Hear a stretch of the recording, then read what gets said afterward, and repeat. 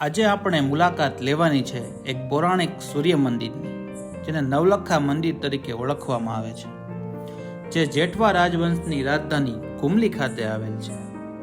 હાલ આ નવલખા મંદિર કુમલી દેવભૂમિ દ્વારકાના પાણવડ તાલુકાથી ફક્ત 4 કિલોમીટર દૂર બરડા ડુંગરની ગોદમાં આવેલું છે.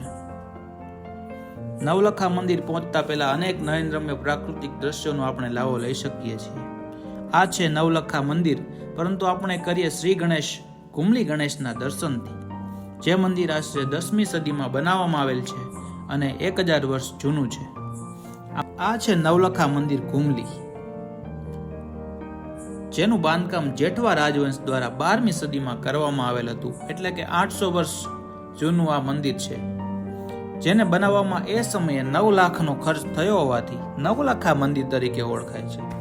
આ એક પૌરાણિક સૂર્ય મંદિર હોવાથી એની સૂર્ય મૂર્તિ પૂર્વાભિમુખ એટલે કે ઉગમણા બારની છે, જેથી કરીને સૂર્યનારાયણના ઉગતાની સાથે મંદિરમાં આવેલ સૂર્ય મૂર્તિ ઉપરના મણી ઉપર સૂર્યપ્રકાશ પડતા આખું મંદિર ઝળહળી ઉઠતું હતું.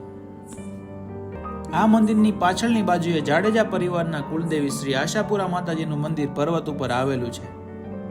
નરેશ ખુમાણ આઈડીને ફોલો કરો અને શેર કરતા રહો. મળીએ આવતા વ્લોગમાં. ત્યાં સુધી બધા ડાયરોને રામ રામ.